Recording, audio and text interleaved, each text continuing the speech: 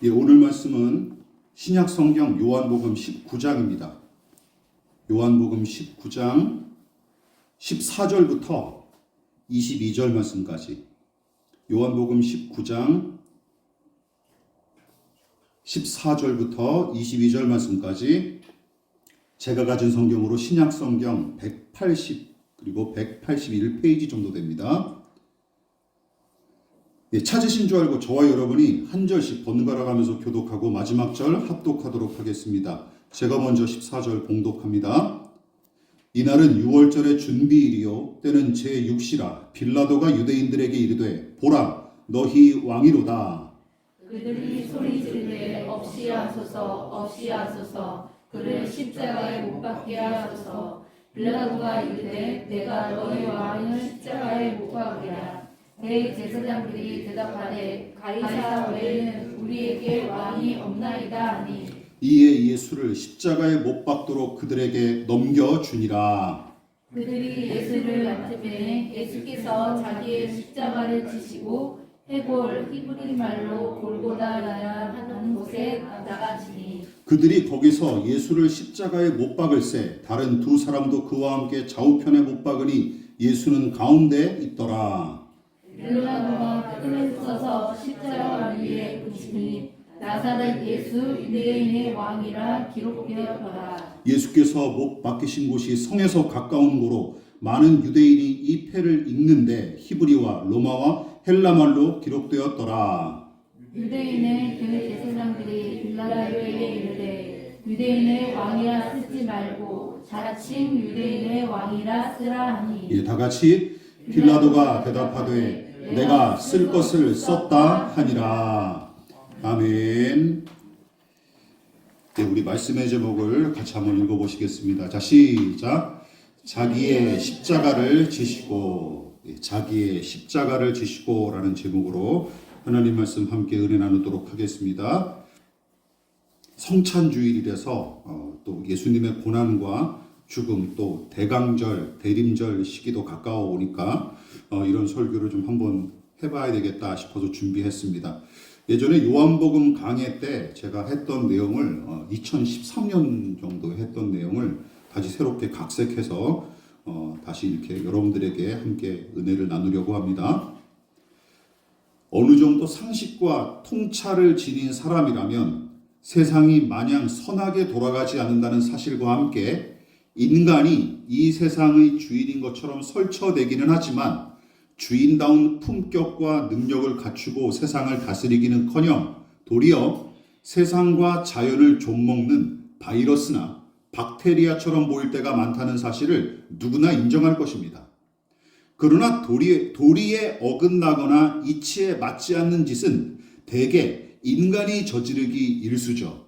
무엇보다 인간이 얼마나 부패하고 불의한지 그리고 그 부조리가 얼마나 심각한지 가장 분명하게 보여주는 사건이 바로 만물의 창조주이자 온 세상의 왕이시고 하나님의 아들로서 죄인을 구원하시기 위해 오셨으며 아무 흠이 없고 죄와 상관이 없으시며 사랑과 정의로 충만하신 예수님을 못 박아 죽인 사건이 바로 인간의 부조리를 아주 극대화시켜 보여준 사건입니다. 본문이 바로 그 해괴망측한 사건에 관한 기록이고 그 일은 우연찮게도 골고다, 즉 해골의 언덕이란 장소에서 벌어집니다. 이곳은 쓰레기 하치장이었죠. 이처럼 예수님을 십자가에 못 박은 장소인 골고다는 온갖 불의와 거짓과 탐욕과 미움과 살의가 집적된 장소가 되었고 그곳이 터가 나빠서가 아니라 죄인의 타락한 생리와 세상의 부조리가 그곳에 차고 흘러 넘쳤기 때문이었습니다. 게다가 골고다의 이런 비극은 2000년 전 일로 그치지 않습니다. 인간이 존재하는 모든 곳에서 계속 반복되고 다채롭게 재현되는 비극이기에 남의 일처럼 여기고 지나치면 절대 안 되죠.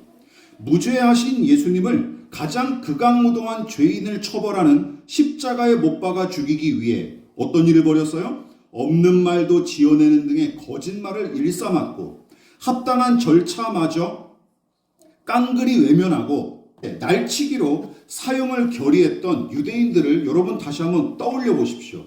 그래서 이 골고다의 풍경이 저한테는 이렇게 보였어요. 자기를 해롭게 하고 손해를 입히는 것이라면 하나님조차 회방거리로 여기는 유대인들의 모습이 예수님의 십자가 죽음 사건에 아주 분명하게 드러납니다. 그뿐만 아니라 잔인하고 비열한 짓도 서슴치 않은 죄인의 본성이 이들의 모습에서 아주 적나라하게 드러나요.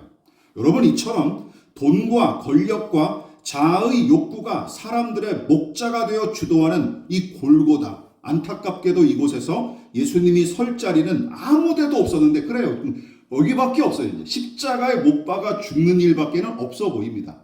십자가의 자리가 오히려 예수님한테는 당연하게 보여요. 세상에 어울리지 않는 분이신 거죠. 아니, 하나님께서는 그들의 마음에서 진즉에 쫓겨나셨고 예수님은 그들의 마음에서 이미 죽임당한 상태죠. 이처럼 마음으로 예수님을 얼마든지 해치고 죽인 작자들이었으니 그분의 육체를 죽이는 일은 그다지 어려운 일도 아니었을 것입니다. 왕으로서 세상을 다스리시고 인간을 인도하셨어야 할 예수님, 그리고 그분을 따르고 섬겨야 할 인간의 위치가 완전히 뒤바뀐 곳이, 그리고 그 광경을 잘 보여주는 곳이 바로 골고다 언덕입니다. 그러나 죄인들이 활개치는 그곳에서 하나님은 아직도 침묵하셨고 예수님은 도살장의 어린 양처럼 무기력하게 십자가에 달리시죠. 그래서 골고다의 풍경은 하나님을 대적하고 섬기지 않은 죄인의 마음 상태, 그 내면을 상징적으로 보여주는 듯합니다.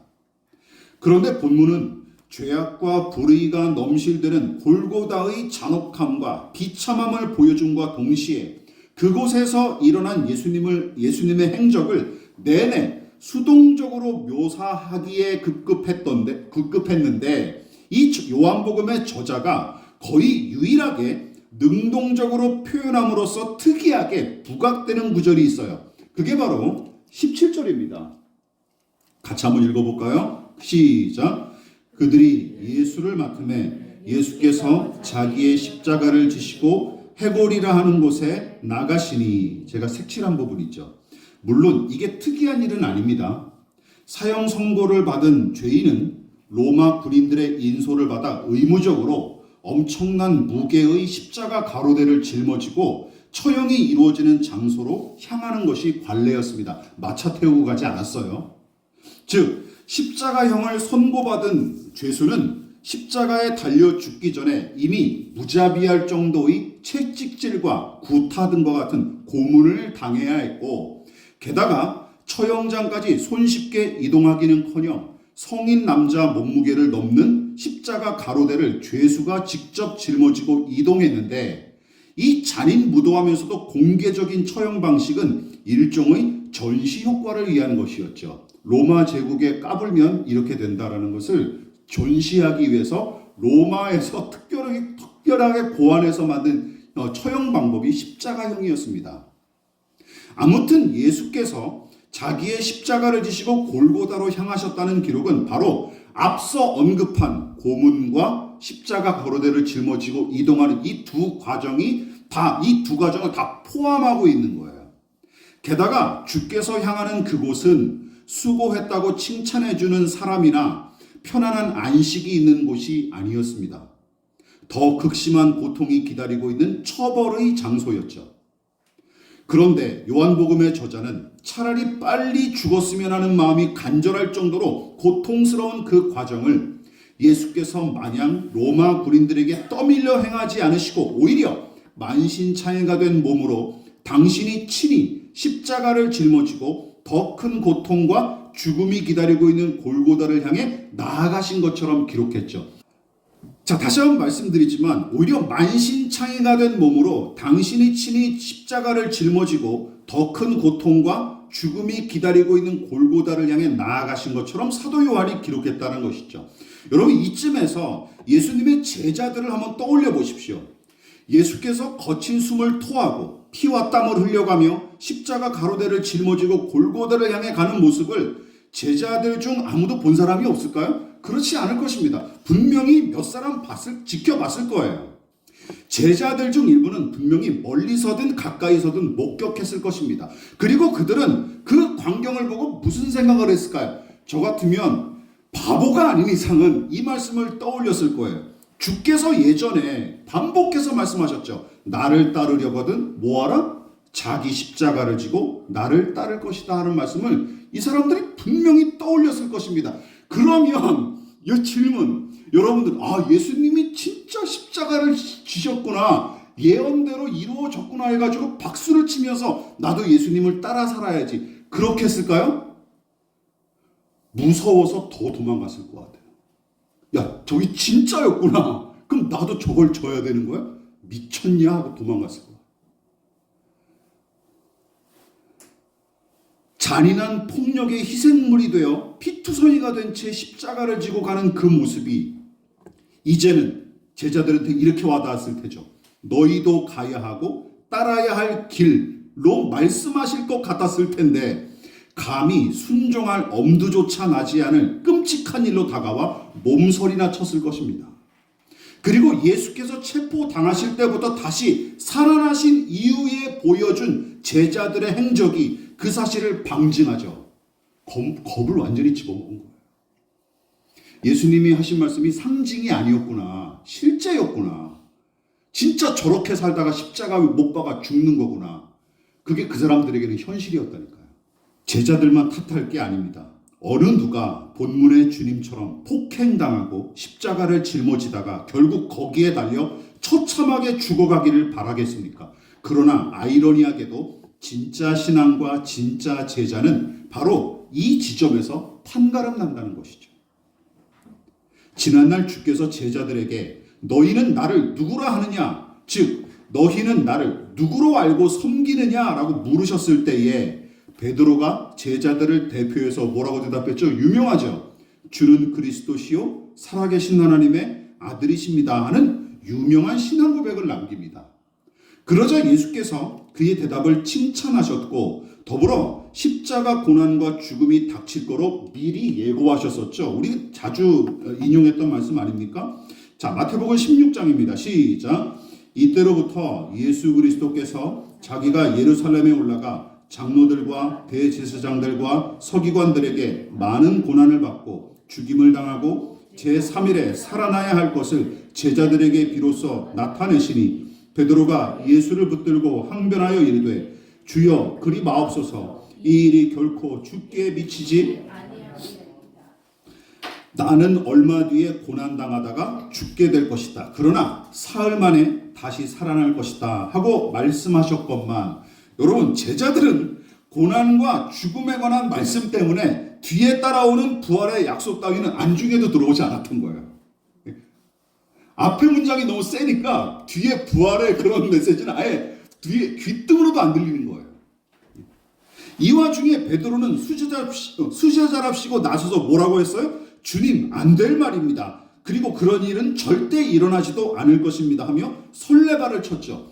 그래서 제자의 충심에 감격하신 예수님이 눈물을 펑펑 흘리시면서 야, 너야말로 나를 위하는 내 제자답다 하고 칭찬하시면 좋았을 텐데, 아름다운 마무리가 됐을 텐데 오히려 예수님은 완전히 다른 반응을 나타내시죠. 잘 아시죠? 마태복음 16장 23절 시작. 예수께서 돌이키시며 베드로에게 이르시되 사탄아 내 뒤로 물러가라. 너는 나를 넘어지게 하는 자로다. 내가 하나님의 일을 생각하지 아니하고 도리어 사람의 일을 생각하는도다 하시고, 언젠가도 제가 말씀드린 적이 있지만 예수님께 이렇게 험악한 욕을 들은 사람은 아무도 없습니다. 베드로밖에 없어요. 독사의 새끼, 회칠한 무덤, 위선자, 사탄은 아니잖아요. 그렇잖아요. 짐승이나 그냥 좀 나쁜 놈 이제 이런 거지 사탄은 아니잖아요. 뭐가 더 셉니까? 사탄이 더 세죠.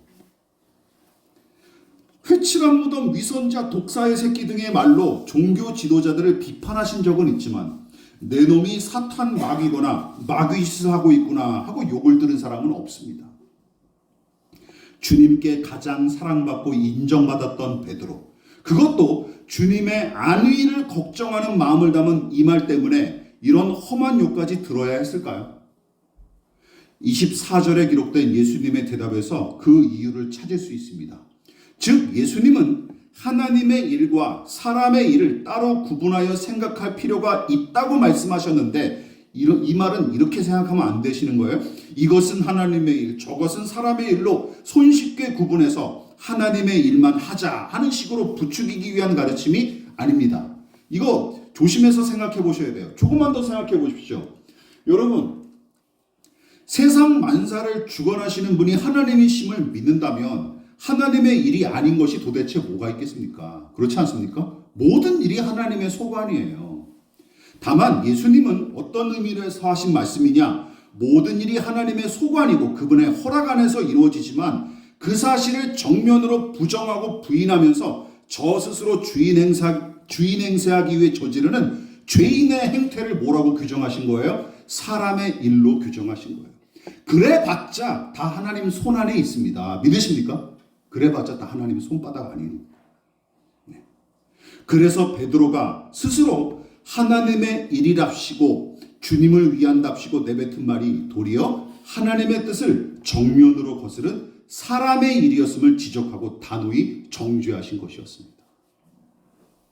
다시 말해 23절에서 하신 말씀과 같이 많은 고난을 받고 죽임을 당하고 제3일에 살아나야 할 것이 누구의 일? 하나님의 일이었고 예수님의 죽음이 죄인의 구원을 위해 작정하신 하나님의 일이고 베드로의 제안처럼 그런 비극이 발생하지 않도록 막는 행위야말로 오히려 하나님의 뜻을 거스르고 대적하는 행위임을 뜻한다라는 것입니다.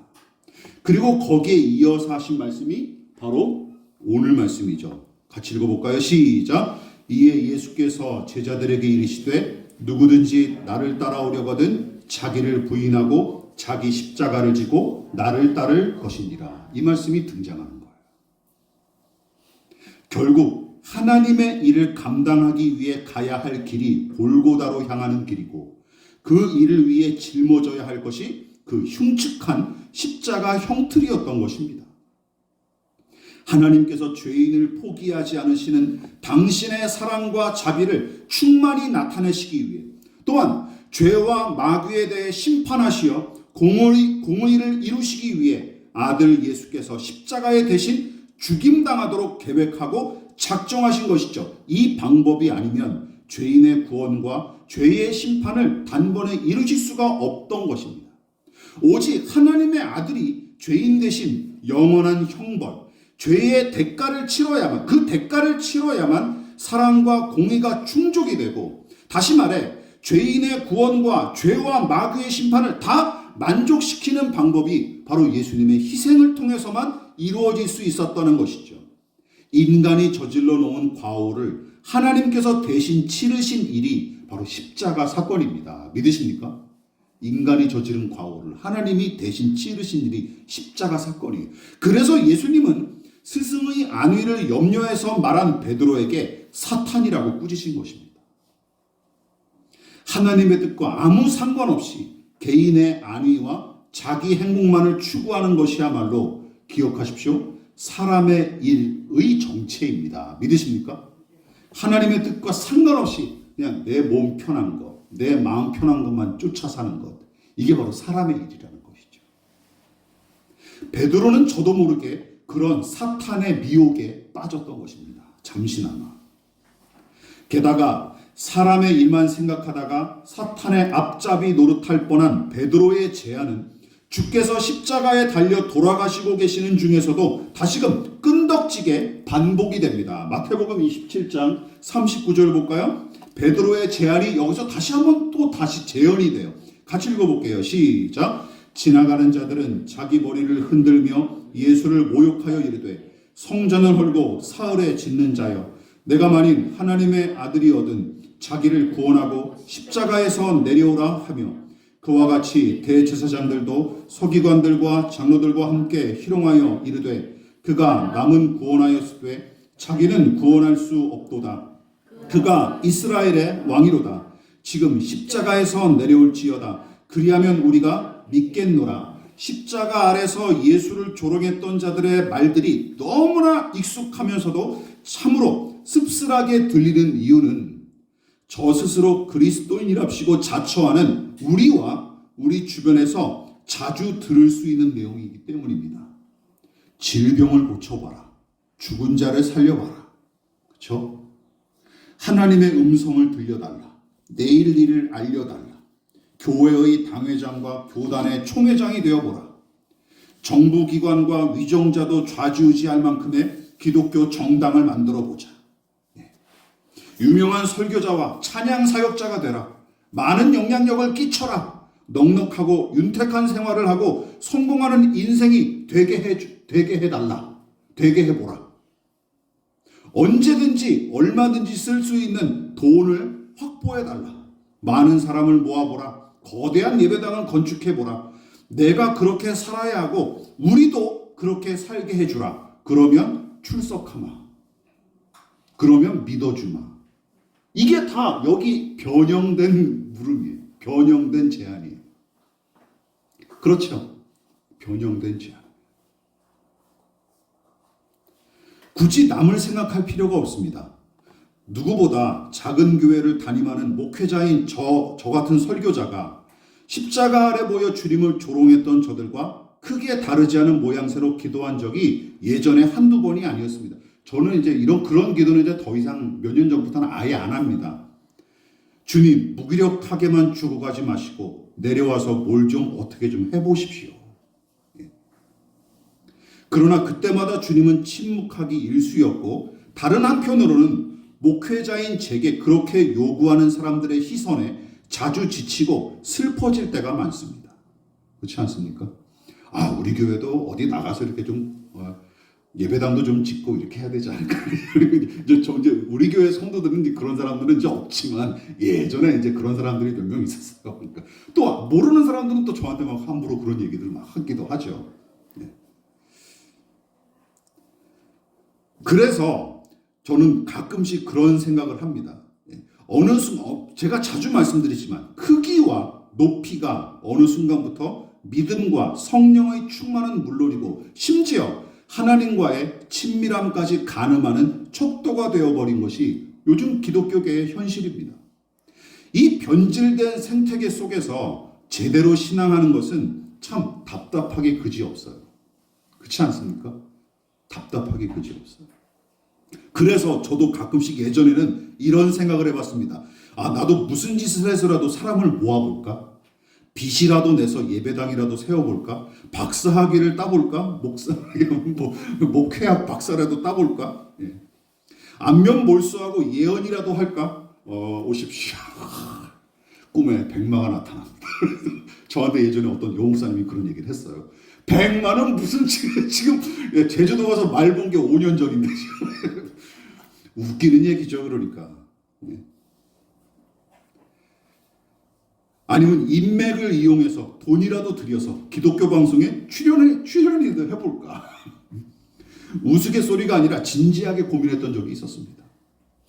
그래서 차라리 십자가 아래서 옷을 나누는 군병들의 흥정에 끼어들어 재미있게 살고 싶다라는 생각한 적이 있어요.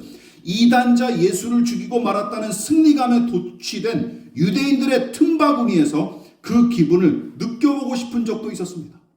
거추장스럽게 일을 끝마치고 손 씻은 물을 버려버린 빌라도처럼 안도감을 느끼고 싶었던 적도 있고요. 십자가 왼편에 달려 죽어갔던 죄수처럼 차라리 예수님을 저주하면서 고함이라도 지르고 싶었던 적도 있었습니다.